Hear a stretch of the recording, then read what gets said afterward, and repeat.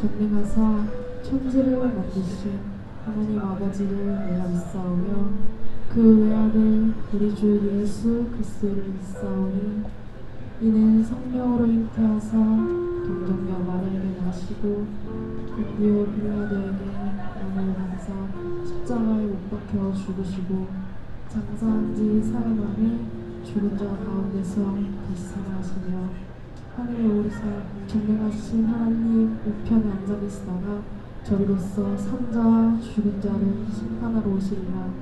성령을 믿사오며 거룩한 공예와 성도가 서로 교통하는 것과 죄를 사하여 주시는 것과 몸이 다시 사는 것과 영원히 사는 것을 믿사옵니다. 아멘.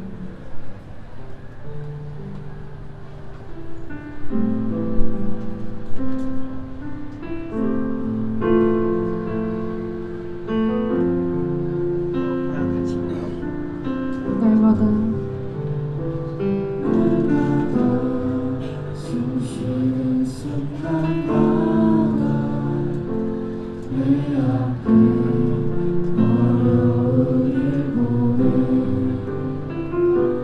주님 앞에 이 몸을 맡길 때 슬픔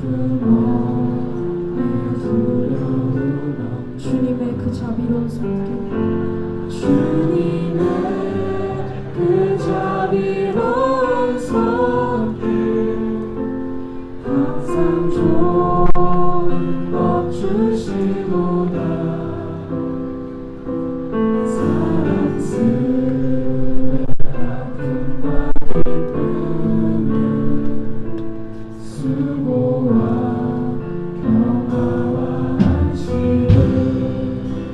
다시 처음부터 찬양하시겠습니다. 날마다 숨쉬는 순간마다 날마다 숨쉬는 순간마다 내 앞에 어려운 일 보내 주님 앞에 이 몸을 맡길 때 슬픔 주님의 그 자비로운 손길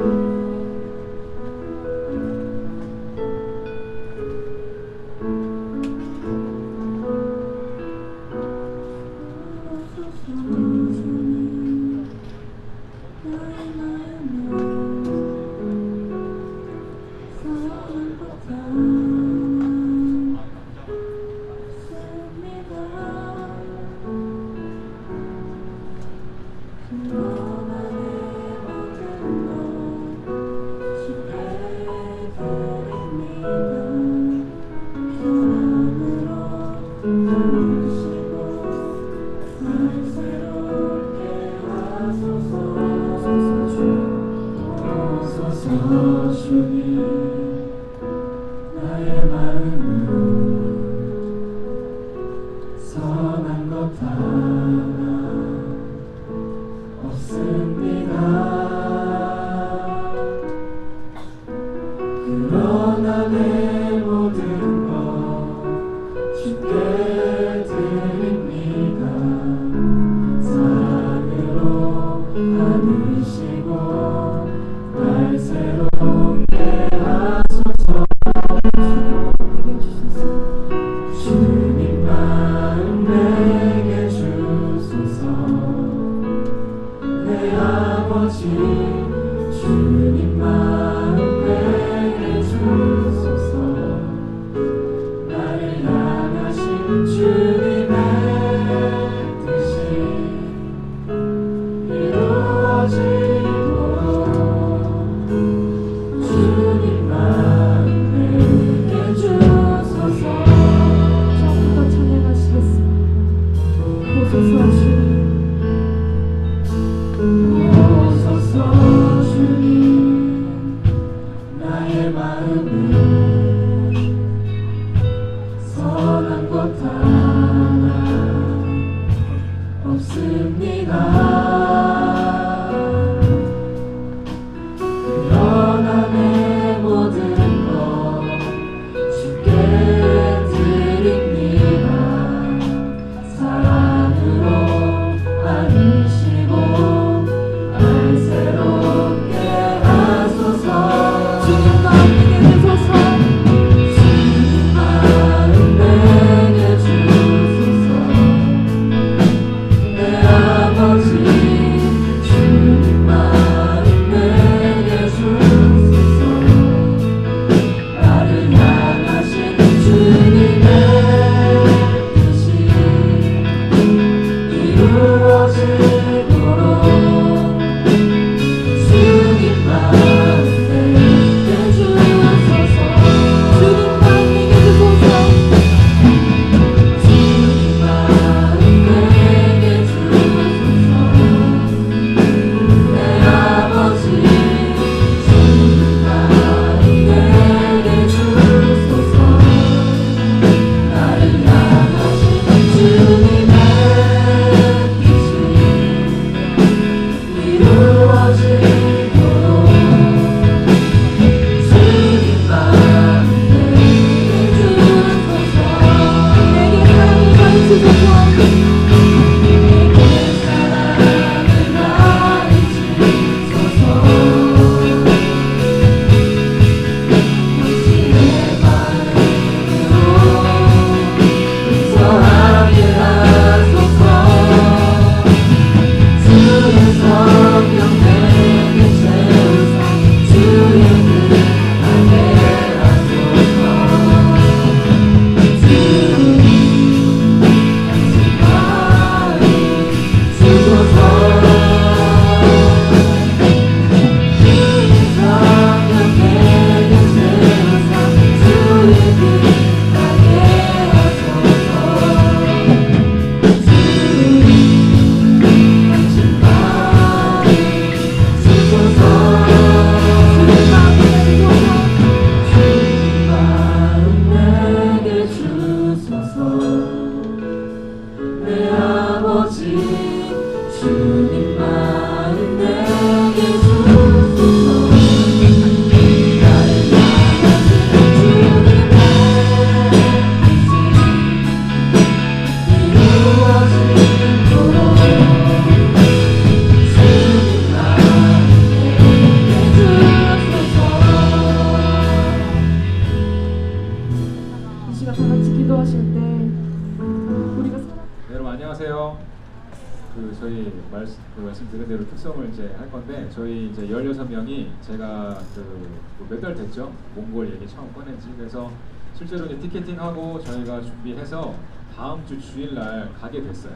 그래서 가서 금요일날 다시 돌아오는 일정인데 오늘 그래서 그 특송을 하는 동안 여러분 혹시 그 몽골 저희 가는 팀들을 위해서 특별히 목적 헌금을 좀 하고 싶다 이런 생각이 있는 분들은요 공동 경비로 저희가 다 쓸 거거든요. 그래서 저희가 뭐 교회 지원도 받고 하지만 여러분이 뭐 조금이라도 마음 모아가지고 이렇게 헌금을 해주면 그게 참 값지겠다는 생각이 들어요. 그래서 이 시간에 혹시 여러분 마음에 감동이 와서 몽골 투어 위해서 내가 헌금 뭐 1,000원이든 2,000원이든 뭐 하겠습니다. 그러신 생각이 있는 분들은요, 손을 들어주시면은 우리 뒤에서 부장 선생님과 우리 뭐 다른 임원 선생님들께서 목적 헌금 봉투를 나눠주실 거예요. 그럼 거기다가 액수를 일정 담아가지고 여기다가 넣어주시면 되겠습니다. 자, 그리고 그거 이외에도 뭐 다른 헌금 하실 분들 이제 특송 시간에 하시면 되겠어요. 자, 우리 특송 하겠습니다.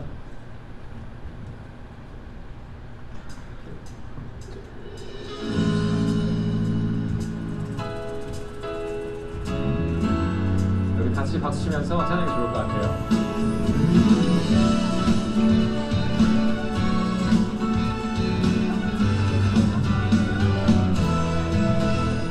매일매일 반복되는 갈등 속에 하루하루 선택이란 갈림길에 치열하게 살아가는 우리들의 시간 속에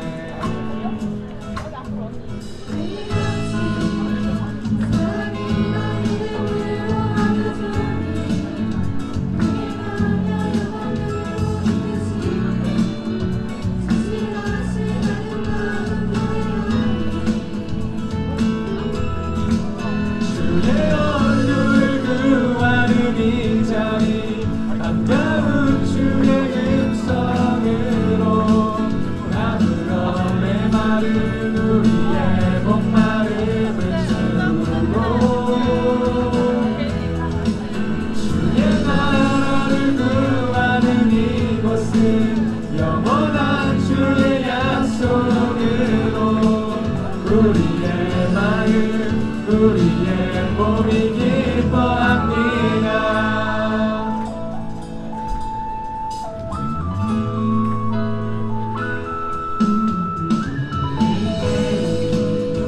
반복되는 갈등 속에 하루하루 선택이란 갈림길에 치열하게 살아가는 우리들의 시간 속에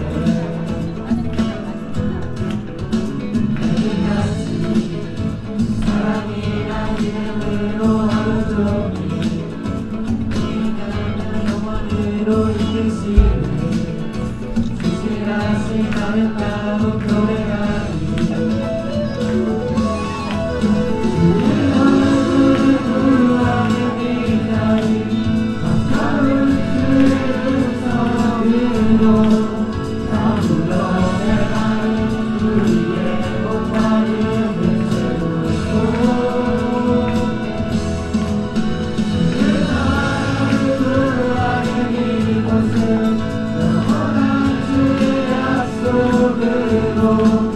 우리의 마음 우리의 몸이 기뻐합니다. 얼굴을 구하는 이 자리 반가운 주의 음성으로 아무런의 마음 우리의 목마름을 채우고 주의 나라를 구하는 이곳은 영원한 주의 약속으로 우리의 마음 우리의 몸이 기뻐합니다.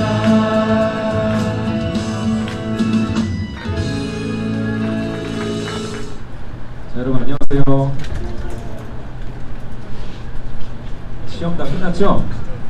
완전 다 끝났죠?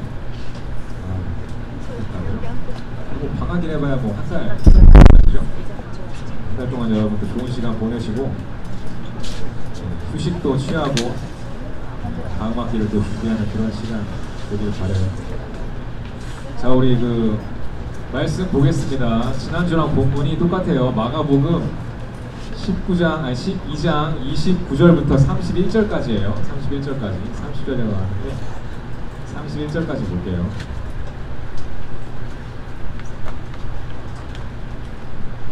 네, 마가복음 12장 29절부터 31절까지 말씀을 저하고 여러분이 한 목소리로 같이 읽겠습니다. 시작. 예수께서 대답하시되 첫째는 이것이니 이스라엘아 들으라. 주 곧 우리 하나님은 유일한 주시라. 내 마음을 다하고 목숨을 다하고 뜻을 다하고 힘을 다하여 주 너의 하나님을 사랑하라 하신 것이요 둘째는 이것이니 내 이웃을 내 자신과 같이 사랑하라 하신 것이라. 이보다 더 큰 계명이 없느니라. 아멘.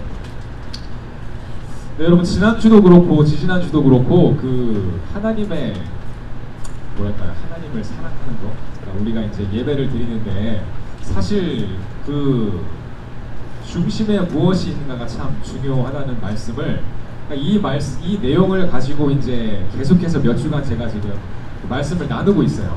그러니까 이 내용은 사람의 마음에 관한 것은 너무너무 기본적이고 중요해서 거의 제가 생각하기로 목사님들의 설교가 뭐 10개 있다면 거의 한 9개 정도는, 거의 뭐 10개라고 봐도 무방할 것 같아요. 그래서 거의 모든 설교가 결국에는 이 겉에 보이는 그런 부분을 터치하지만 결국에는 그 안에 있는 그 보이지 않는 부분에 대해서 결국 우리의 마음이겠죠. 그런 것을 성경은 굉장히 중요하게 생각하고 그것이 거의 전부인 듯 말하고 있다는 것을 우리가 알아야 하겠어요.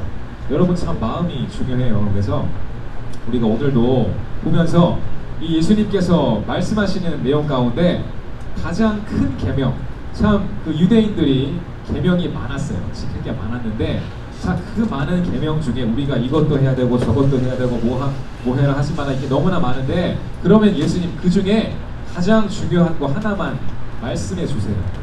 그러니까 예수님께서 말씀하신 내용이 바로 오늘 이 내용이거든요. 첫째는 이것이니 이스라엘아 들으라. 주 곧 우리 하나님은 유일한 하나님이시기 때문에 30절 너의 마음을 다하고 목숨을 다하고 뜻을 다하고 힘을 다해서 너의 하나님을 사랑하라 하신 것이요 둘째는 너의 이웃을 너의 몸과 같이 사랑하라 하신 것이다. 결국에는 하나님을 향한 사랑 그리고 주변 사람들을 향한 사랑, 하나님은 사랑이시라, 이 말씀이 우리 가운데 오늘도 남아있는 것이라고 저는 믿습니다. 여러분 하나님을 어떻게 사랑할 수 있을까요? 이거부터 한번 물어볼까요? 여러분 사랑이 뭡니까? 사랑, 여러분이 알고 있는 사랑에 대해서 한번 생각해 보세요. 결국에는 관계에서 오겠죠. 사랑이라는 거는 사랑은 뭐 나 혼자 할 수 없는 거잖아요. 뭔가 대상이 있고 주고 받아야 그게 사랑이 되잖아요. 그죠? 내가 일방적으로 좋아하면 짝사랑이 되는 거고 뭐 처음 좋아하면 첫사랑이 되는 거고 결국에는 이제 그 여러분 나이대 그리고 뭐 저도 사실 마찬가지예요. 이제 사람이라는 것은 나이와 그닥 관계없이 이 누군가 이 많은 부분 남녀 관계를 많이 예를 들죠. 사랑이라고 얘기하는데 그죠? 근데 이제 그걸 좀 더 넓게 생각해 보면 가족 간의 사랑도 있는 것이고 친구 간의 사랑도 있는 것인데 여러분 여러분이 정의하고 있는 사랑이 뭐예요? 눈에 보이지 않잖아요. 사랑이 뭐 눈에 보여요? 사랑이 뭐 심장입니까? 심장은 심장이에요. 하트는 하트인 거예요. 그죠? 심장을 꺼낸다고 해서 그게 사랑이 아닌 거 다 알잖아요. 그러면 눈에 보이지 않는 사랑이라는 게 도대체 어떤 거예요? 예를 들어서 눈에 보이지 않는 게 참 많아요. 그렇지만 존재하는 게 많은데 그 중에 하나가 이제 바람이라고 할 수 있을 거예요. 바람, 그죠? 바람을 눈에 보는 사람 있어요? 바람을 눈에 볼 수는 없어요. 그렇지만 바람이 지나가면서 흔드는 나뭇가지를 보면서 우리가 바람이 분다 이것을 아는 거죠. 그리고 바람이 불 때 이제 뭐 물을 잠깐 적신다거나 세수하고 나서 선풍기 바람 쐬면 어때요? 시원하죠? 더위가 날아가요. 바람이 눈에 보이지 않지만 내가 그 앞에 서 있을 때 뭔가 나의 얼굴을 스치고 지나간다, 시원하다, 바람이 있으니까 그런 거예요. 또 바람이 너무 세지면은 나무를 뿌리채 뽑기도 하는 그런 바람도 있어요. 여전히 눈에 보이지 않아요. 이 허리케인도 우리가 허리케인 눈을 봅니까? 아니요. 허리케인 때문에 먼지가 회오리처럼 형성되는 그걸 바라보면서 허리케인이다 하는 거잖아요. 마찬가지 사랑이 그럼 뭐냐고요. 사랑을 우리가 어떻게 볼 수는 없겠지만 바람과 마찬가지로 뭔가 그런 간접적인 경로를 통해서 우리가 사랑을 알 수 있을 텐데 바로 그 하나님께서 우리에게 말씀하시기를 하나님을 사랑하라고 하시잖아요. 지난주에 제가 잠깐 말씀드렸던 뭐 예배 시간에 늦지 마 한 것도 결국에는 눈에 보이지 않는 우리의 하나님에 대한 사랑을 조금이나마 표현하기 위한 그런 이 방법이었어요. 그걸로 표현하는 거예요. 내가 예배 시간에 늦지 않고 뭐 중간중간에 이렇게 여러분이 오늘 했던 것처럼 몽골 가는 친구들을 향한 사랑의 마음을 작은 금액을 내므로 표현하는 거. 그렇죠. 뭐 이제 광명교회 같은 경우는 기도를 또 많이 하는 교회라고 하잖아요. 철야기도도 하고 뭐 아무튼 무슨 별별 기도가 다 있어요, 그죠? 금대접 기도, 감탄 기도 뭐 다 있는데 그런 것들이 결국에는 뭐 담임 목사님을 비롯해서 우리 성도님들이 내가 얼만큼 더 하나님께 나의 소중한 시간을 떼어 드릴까라는 고민 끝에 개발한 거거든요. 금식하면서 밤을 새워가면서 남들보다 1시간 일찍 일어나 새벽에 기도하면서 하나님 내가 이 정도로 주님을 갈망합니다. 내가 이런 마음을 가지고 주님 앞에 나아왔습니다. 나를 기억해 주시고 나에게 은혜를 베풀어 주세요. 그런 게 결국에는 우리의 사랑의 그런 고백이었어요. 자, 그런데 그렇다면 우리가 너무 사랑이 중요한 것도 알고 눈에 보이지 않는 것도 아는데 많은 경우 교회에서 하나님을 향한 사랑의 마음을 우리가 볼 수 없는 것은 어떤 이유입니까? 하나님께서 교회를 보실 때 이 교회는 정말 나를 예배하고 찬양하는 교회구나 라고 말씀하시지 않는 그런 느낌이 없는 교회들이 있잖아요. 그런 공동체들이 있잖아요. 분명히 십자가 걸려있고 분명히 헌금함도 있고 분명히 담대상도 있고 목사도 있고 예배 순서가 다 눈에 보이는 것이 존재하는데 뭐가 문제예요? 결국에는 그 안에 진짜 하나님을 사랑하는 그 마음이 없다면 눈에 보이는 모든 것들이 있는다 한들 정말 껍데기와 같은 그런 게 돼버리는 거 아니겠어요? 여러분 제가 이런 것들을 요 개념을 가지시고 제가 몇 가지 여러분이 좀 공감할 수 있는 예를 들어드릴 테니까 한번 잘 들어보세요. 항상 눈에 보이지 않는 게 너무나 중요한데 눈에 보이는 것에 빠져서 그걸 놓치는 경우가 참 많은 거예요. 보세요. 여러분 지금도 그런 사람이 있겠지만 대학교를 만약에 이제 공부해서 갔어요. 여러분 어느 대학 가든지 간에 상관없어요. 대학을 갔어요. 근데 이제 뭐 예를 들어 클래스에서 공부를 하는데 여러분 1학년 때부터 아마 2학년 고 때쯤부터 여러분 대학교를 가면 족보란 말을 듣게 될 겁니다. 족보. 뭔지 아세요?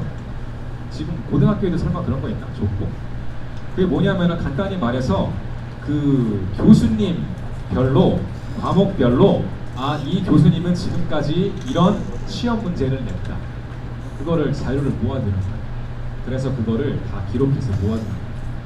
마치 그 우리가 실제로 족보라고 부르는 그런 뭐 히스토리, 역사처럼 가문의 역사 그런 것처럼 교수님이 했던 그런 그 강의들 중에 시험에 나왔던 것들을 모아가지고 족보를 만들어요. 족보를. 그래가지고 이제 3, 4, 5 뒤에서 모여가지고 족보를 공유하고 그걸 가지고 공부가 아니죠. 공부가 아니고 시험을 잘 맞기 위한 노력을 하는 거예요. 여러분 그거 공부 아니에요, 여러분. 공부 아니에요. 저는 참 그 족보란 것이 신학교에도 존재하는 걸 보면서 참 회의감을 많이 느꼈었어요. 생각을 해보세요. 여러분 학교에 왜 가요? 대학교를 왜 가요? 공부하러 가는 아니에요? 성적 잘 받으러 가요? 졸업장 받으러 가요? 그게 나중에 입사에 도움되니까? 여러분 그런 인생 살지 마세요. 가짜 인생. 거짓말 인생. 여러분 보세요. 보이지 않는 게 너무나 중요하다 그랬죠.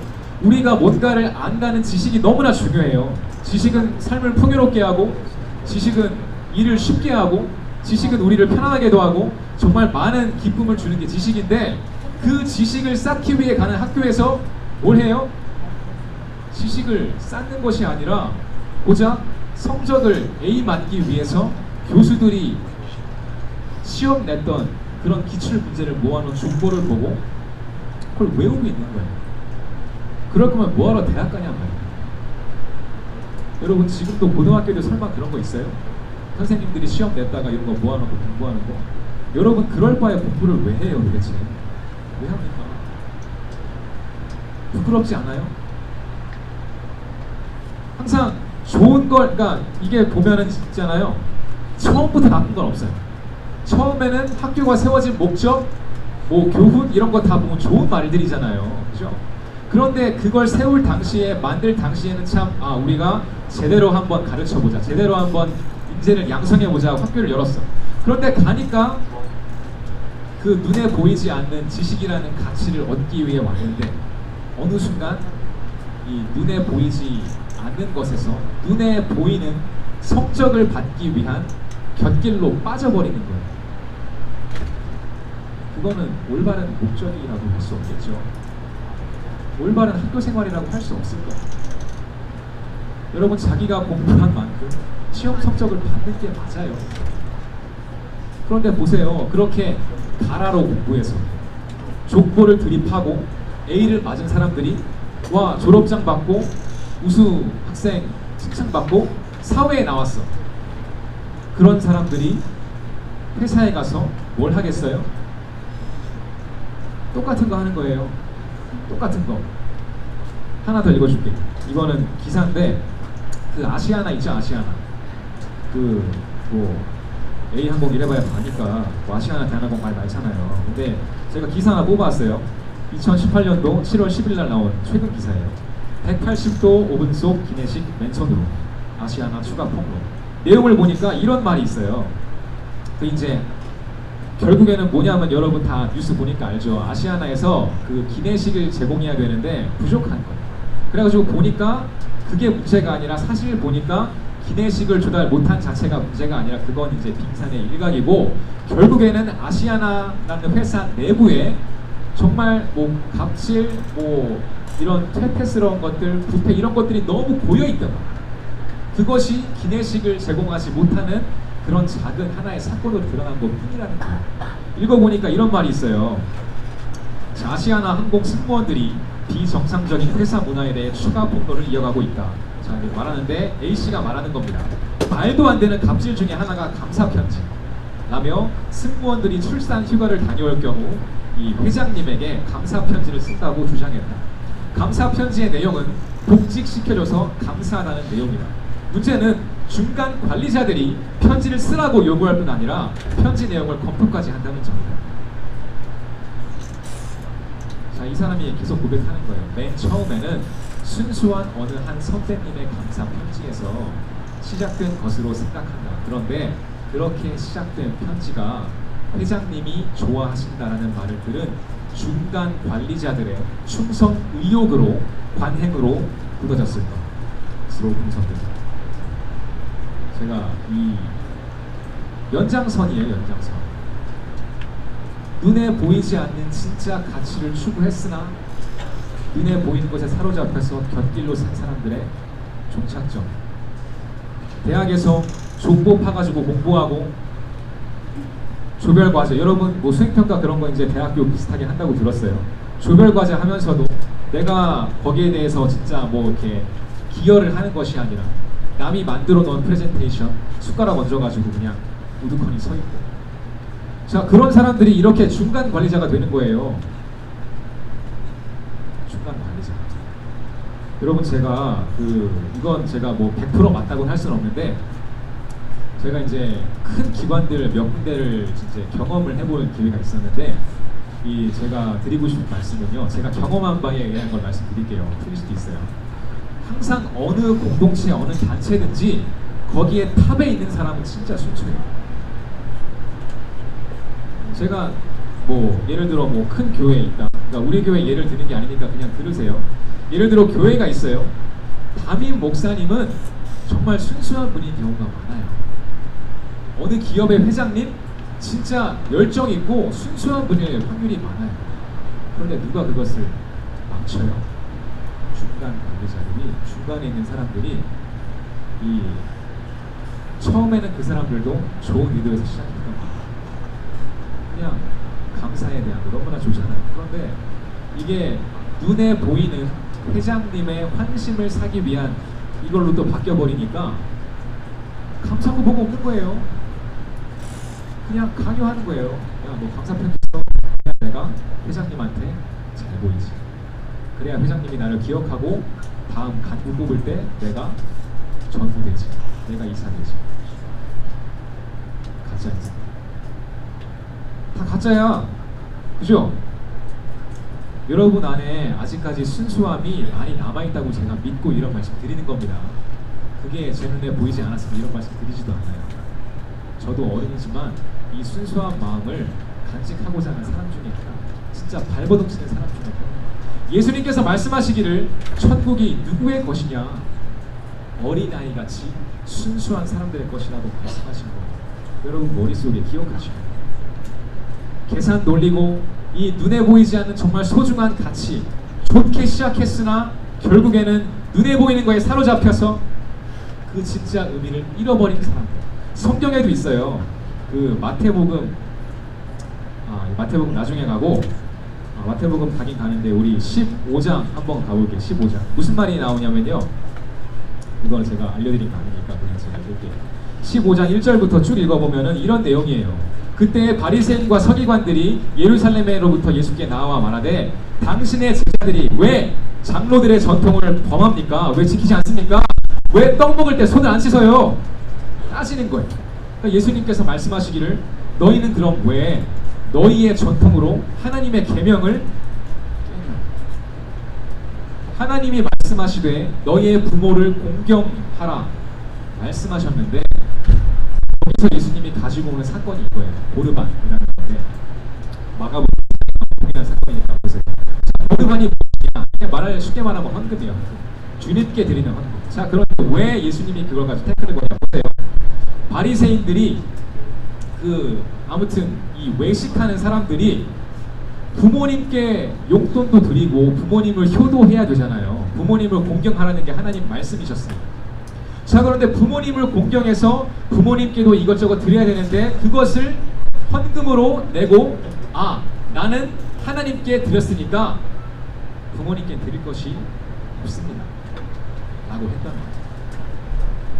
나는 하나님께 헌금했으니까 내가 그거 부모님께 드릴 것이 다 모아 드린 거니까 나는 더 이상 부모님께 뭐 잘해줄 만한 그런 것이 없어요. 그러니까 예수님께서 그거를 말씀하시는 거냐, 봐라, 너가 지금 앞뒤가 잘못됐어. 곁길로 가고 있어. 헌금하는 게 중요하지만 부모를 공경하라는 것보다 중요하겠어요? 내가 뭔가 주님께 드리고 싶은 거, 좋죠, 보이는 거니까. 그런데 여러분, 부모를 공경하는 거, 이것도 역시 눈에 보이지 않죠? 부모님을 향한 사랑의 마음, 부모님을 향한 선대하는 마음, 내가 받은 은혜를 내가 나이 먹고 성이 됐을 때 받아들이는 거 보이지 않아요? 자, 그런데 이 바리새인들이 그 눈에 보이지 않는 가치를 지키기보다는 당장 눈에 보이는 하나님께 와서 헌금 드리는 이 내가 거룩해 보이는 이 장면, 내가 경건하고 내가 많이 낸다는 이 장면을 크게 만들기 위해서 정작 부모님을 생각하지 않아요. 정작 부모님께 드려야 할 전화 한 통, 정작 부모님께 드려야 할 용돈, 이런 것들을 하지 않는 거예요. 그러니까 예수님이 그걸 보시고 말씀하시는 거예요. 봐라, 너네는 우리를 보고 왜 음식 먹기 전에 손을 씻지 않냐고 하지만 사람 입으로 들어가는 것이 사람을 더럽게 하는 것이 아니라 사람의 마음에서, 입에서 나오는 것들이 사람을 더럽게 합니다. 눈에 보이지 않는 부분을 말씀하고 계신 거예요. 마태복음 18장에 이제 제가 드린 그거 본문 띄워주시겠어요? 베드로가 이런 말을 해요.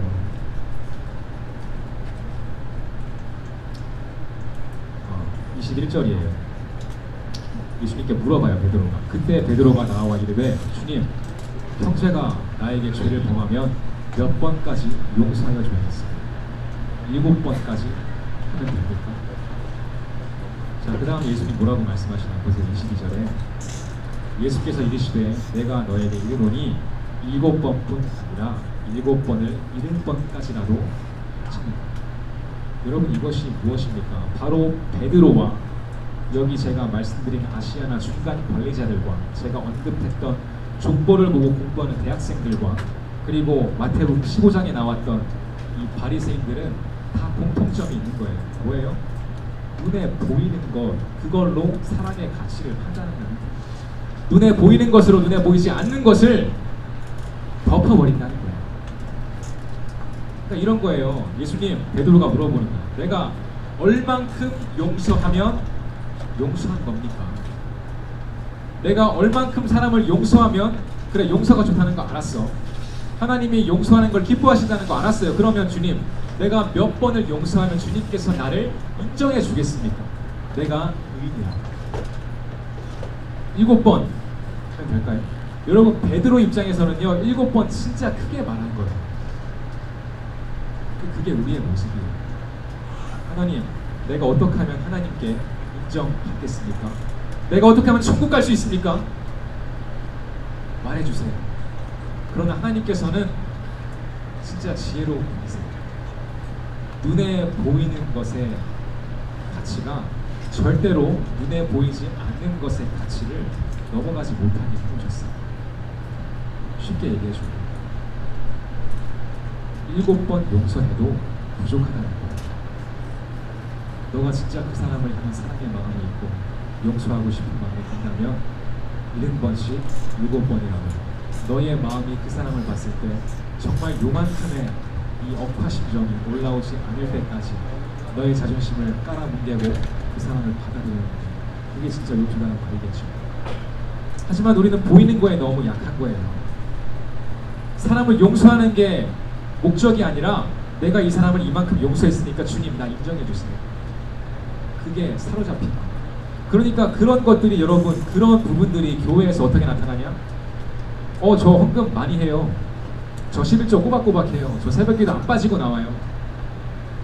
저 철야 40일 하고 대표기도 하고 큰소리로 기도하고 이런 눈에 보이는 것들에 사로잡혀 있는 모습이 너무나 많은 거예요. 주님께서 보고자 하시는 것이 물론 그런 모습일 수 있지만 순서가 바뀐 거죠. 주와 객이 전도된 모습을 우리가 많은 순간 보이고 있다는 거예요. 많은 순간. 항상 우리는 미니멈을 하고 싶어요. 하나님, 내가 7번 정도 하면은 용서했다고 할 수 있습니까? 내가 뭐 주일날 이만큼 나오면 내가 성도라고 할 수 있겠습니까? 여러분, 만약에 하나님께서 천국 간다는 거, 하나님의 나라에 들어간다는 거에 기준을 정해 주셨다면 사람이 어떻게 했을 것 같아요? 딱 그 기준까지만 하고 아무것도 안 했습니다. 천국 가는, 하나님 나라에 들어가는 그 조건이 예를 들어서 뭐 100명을 전도해야 되고 30년 동안 11조 안 빠지고 해야 되고 뭐 이것도 빡세죠. 근데 보세요. 만약에 하나님이 하나님께 인정받고 하나님의 사랑을 입는 기준을 정해 두셨다면 사람의 마음이라는 것은 당연하게도 그 미니멈만 채우고 안 하게 돼 있어요. 여러분, 제가 이거 어디서 느꼈냐면 진짜 사랑이 뭔지 어디서 배웠냐면요. 제가 제 아들을 보면서 배워요. 무슨 말이냐면은 저는 진짜 좋은 남편이고 싶고 좋은 아빠이고 싶은 마음이 있어요. 그래서 저는 참 자비롭게도 저의 월요일을 자식한테 할애합니다. 그죠? 그게 좋은 아빠예요. 목사들은 월요일날 쉬니까. 근데 나도 쉬고 싶은데 그래도 아들한테 잘하고 싶은 마음이 있으니까 월요일날 어린이집 가지마 한 다음에 데리고 가요. 뭐 이제 일산에 뭐 아쿠아 플라넷 이런 데도 갔다 오고 뭐 가깝게는 뭐 속초 이런 포천 이런 데 갔다 오고 막 다녀오는데 저의 마음에 그런 마음이 있어요. 뭐냐면은 월요일날 내가 이만큼 했으니까 나는 이제 자식사랑 할 만큼 했다. 후! 집안에서 좋은 남편, 내가 설거지를 하는 거야. 그리고 청소기를 돌려요. 야, 이 정도면 진짜 끝내주는 남편 아니겠어요? 빨래도 하고 뭐 하고 그리고 나서 내가 하고 싶은 걸 하는 거예요.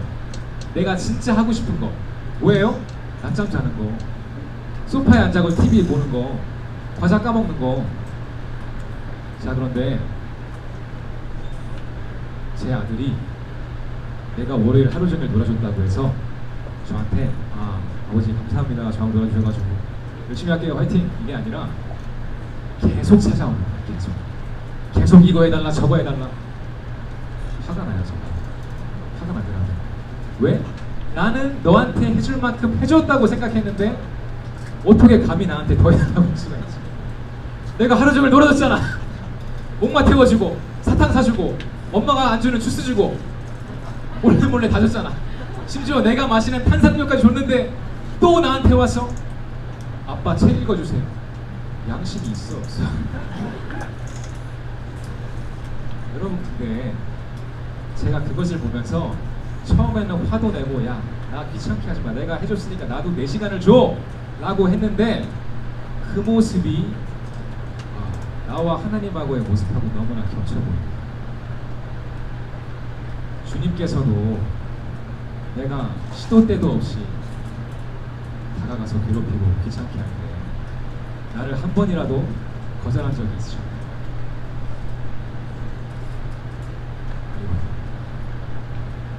자, 그게 깨달음이 오니까 더 이상 아들한테 나를 괴롭힌다고 해서 여전히 화는 나, 여전히 불편하고 여전히 좀 치우고 싶고 여전히 방으로 짱받고 싶은 마음이 있는데 그래도 요즘에는 한두 번 더 받아주고 책 읽어달라는데 읽어주고 그냥 이제 제가 이제 그 발견한 것이 빨리 재우자. 재울 때까지는 최선을 다해요. 같이 침대에 누워주고 할 게 있어도 그냥 침대에 같이 누워주는 거예요. 뒤척뒤척에다가 쳐보고 자면 그때부터 비로소 나가서 내가 할 거 하고 그렇게 사랑을 배워갑니다.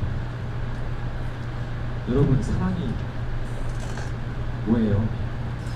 사랑이 뭐예요? 눈에 보이는 것을 얻기 위해서 아둥바둥 거리는 것이 사랑입니다. 여러분 연애할 때에도 잘 여러분의 행동과 말을 돌아보세요. 내가 이 사람하고 사귀는 것이 나를 위한 것인지 아니면 정말 내가 이 사람을 사랑해서 이 사람이 원하는 것, 이 사람이 편한 것을 내가 주길 원하는 것인지 생각해보세요.